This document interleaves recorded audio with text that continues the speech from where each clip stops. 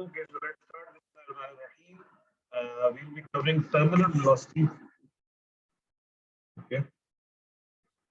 So for terminal velocity, पहले हमने acceleration की को gravity जब किया, we said there is no air. There is no air involved. There is no air resistance. ठीक है. Now terminal velocity में क्या होता है? That is more natural phenomena, and air is involved in this. ठीक है. So अगर air involved हो रही है तो there will be air resistance. ठीक है. And before understanding the concept, एक चीज आपको पता होनी चाहिए.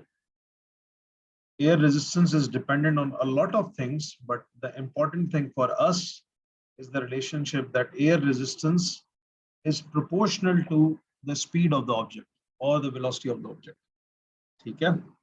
जितनी ज्यादा स्पीड होगी ऑब्जेक्ट की उतनी ज्यादा एयर रेजिस्टेंस होगी. ये बात समझ में आई? Yes. लेट्स से अगर एक ऑब्जेक्ट की 10 मीटर पर सेकंड स्पीड है एंड एक दूसरे मोमेंट पे उसी ऑब्जेक्ट की speed is 20 metre per second, तो एयर रेजिस्टेंस किसकी ज्यादा होगी? केस 1 20 वाले की. केस 2. ठीक है. 20 वाले की ज्यादा होगी. ठीक है. 2 वाले. बिल्कुल. So if this concept is clear, now let's cover terminal velocity.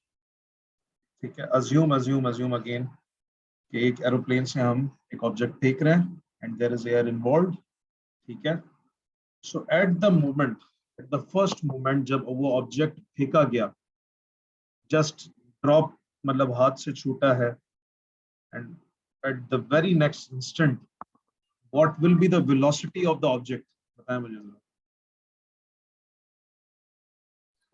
10 meter per second. Very next instant. अभी 1 सेकंड हुआ ही नहीं, अभी हाथ से बस छूटा है. मूवमेंट, नेक्स्ट मूवमेंट क्या वेलोसिटी होगी? 0 मीटर पर सेकंड पर होगी. Very good. तो बिल्कुल स्टार्ट में लेट्स से मैं कहता हूं the object is of again 60 kg. ठीक है. And the velocity at the first instant is 0 meter per second. यहां तक बात ठीक है? What's the weight of the object? Yes sir. 600 Newton. 600. What's the air resistance at this instant? Sir, I think 0. Zero, because the velocity is 0. Air resistance भी क्या होगी? 0 Newton. So what's the resultant force on the object at this instant? 600 Newton. 600 Newton. Okay, so what will be the acceleration?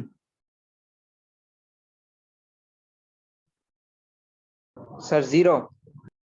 10 sir. 10 होगी. अभी तो concept सीखा है ये. ठीक है. 10 मीटर पर सेकंड. तो वेलोसिटी 0 है. वेलोसिटी 0 है बट एक्सेलरेट अब नीचे की तरफ जा रहा है ना, छोड़ दिया हाथ से, तो एक्सेलरेशन किससे जाएगा? Zero. ये रेस्ट पे है ना, मोमेंटरीली रेस्ट पे. मोशन शुरू होने वाला है, हाथ से छूट गया है, ऑब्वियसली नीचे ही जाएगा ना.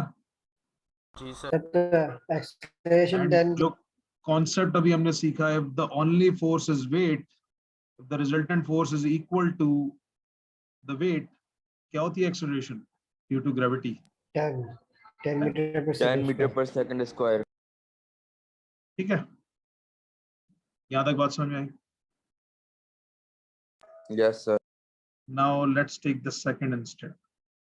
और मैं कहता हूं this is after 1 second. After 1 second दोबारा इसको बनाते हैं.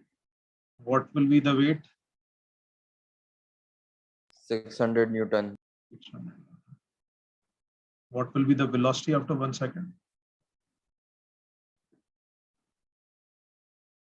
Acceleration 10 थी. 10 मीटर पर सेकंड. ठीक है. एयर रेजिस्टेंस की कोई ना कोई वैल्यू होगी, right? Do you agree with this? Yes sir. Because Yes, sir. now the object has some velocity, the air resistance will have some value and assume कर लेते हैं because इसकी calculation हमारे syllabus के लिए important नहीं है, assume कर लेते हैं that is 200 Newton. So इधर बना देते हैं air resistance को, that is 200 Newton. सही बनाया मैंने? air resistance की direction यही होगी, upwards against the motion. Yes, Yes, sir. sir. Yes, sir. What's the resultant force? 400 F 100 is downwards. equal to, इधर लिख देते हैं resultant force was 600 Newton. Here it is 400 Newton downwards. So if I calculate the acceleration, क्या होगी acceleration? कैसे निकालूं? F Sir, is equal to 400. ma. 400 divided by 60. 400 divided by 60. Very good. We will use F is equal to ma, and this will give us 400 is equal to 60 into a. So acceleration will be, क्या होगी भाई? Sir, 6.67. 6 point something. ठीक है, एक बंदा calculator अपने हाथ में रखे, metre per second square. Sir velocity हमेशा 10 से बढ़ेगी, 10 के डिफरेंस से इंक्रीज होगी. फॉर दिस इंस्टेंट अब किससे बढ़ेगी?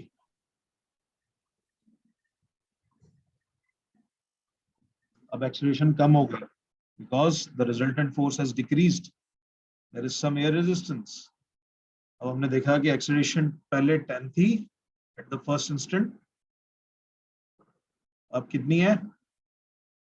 6 हो गए 6.6. 6.67. तो अब मुझे बताओ एक सेकंड बाद what will be the velocity, कितनी होगी मजीद एक सेकंड बाद? 16.67. 16.67. Very good. और एयर रेजिस्टेंस की कोई ना कोई वैल्यू होगी. assume that it is 385. 300. Sir, I don't understand that 16.67.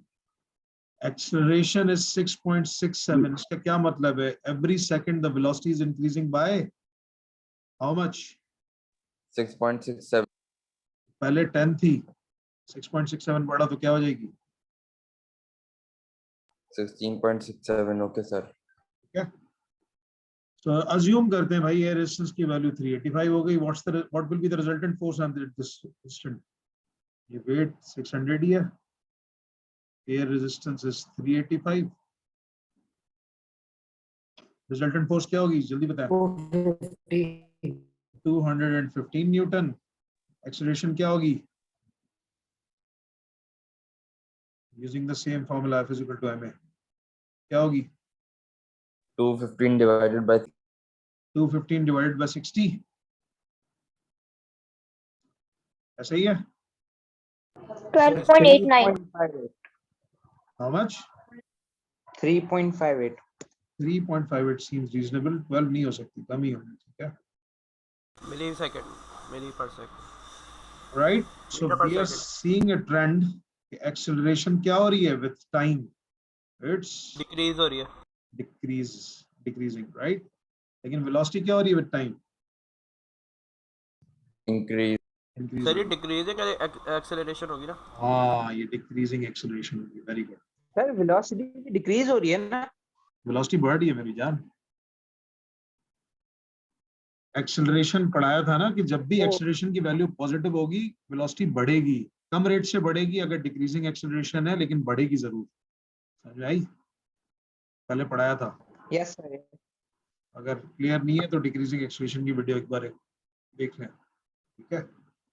So at the next instant, fourth instant कर लेते हैं, और मेरा ख्याल है अब आप लोगों को कॉन्सेप्ट क्लियर होता जा रहा होगा. और इस पे हम अज्यूम करते हैं कि वेलोसिटी क्या होगी, बताएं जरा. 20.3. 20.3 हो गई. और किस्सा खत्म करने के लिए हम कह रहे हैं, अज्यूम करते हैं कि एयर रेजिस्टेंस हो जाएगी कितनी. वैसे इतनी जल्दी होगी नहीं, लेकिन अज्यूम करते हैं एयर रेजिस्टेंस हो गई 600 600. न्यूटन. 600 Newton. ये क्या हुआ 600 न्यूटन, और ये ऑब्जेक्ट अभी हवा में ही है, ठीक है। What will be the resultant force, 0. 0 newton. What will be acceleration, what will be the Zero. Acceleration, 0 0. 0 meter per second square. So अब क्या होगा, Velocity constant ये. वेलोसिटी कांस्टेंट हो जाएगी, ठीक है। सर ये ऑब्जेक्ट एक्सेलरेट नहीं कर रहा। हाँ, तो मतलब दो सूरतें हो सकती हैं, या तो ऑब्जेक्ट रेस्ट पे है या तो कांस्टेंट वेलोसिटी पे। कांस्टेंट इससे मूव कर रहा है कांस्टेंट स्पीड से। हाँ, मैंने आपको बताया कि ऑब्जेक्ट अभी हवा में ही है, तो रेस्ट पे तो आ नहीं सकता, ठीक है। So it will start moving with constant velocity because the acceleration has now become 0. The weight is equal to air resistance, ठीक है। Acceleration 0 हो गई है, इसलिए velocity constant हो जाएगी, and this constant velocity is called the terminal velocity, and we say the object has reached its terminal velocity. चल इसकी लिटरल मीनिंग क्या है, और मीनिंग क्या है इसकी? Literal meaning अगर देखो ये है, इसकी कंडीशन है, if the weight is equal to the air resistance, the acceleration will be 0 and the velocity will be constant. बस, ठीक है। सर आसान है. Weight is equals to Air resistance. When the air resistance is equal to the weight, the velocity will become constant because the acceleration is 0. Right? Sir इसमें air resistance increase होता है, velocity decrease होती है, inversely proportional है दोनों।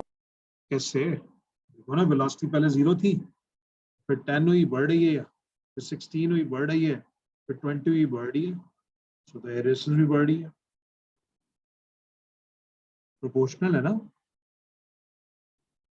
Not inversely yes proportional, sir okay. ठीक है। Any questions कि टर्मिनल वेलोसिटी क्या होती है? नो सर आसान. Crystal clear? Yes sir. Okay जी, ये तो जल्दी खत्म हो गया हमारा। सर डेफिनेशन क्या बोलेंगे?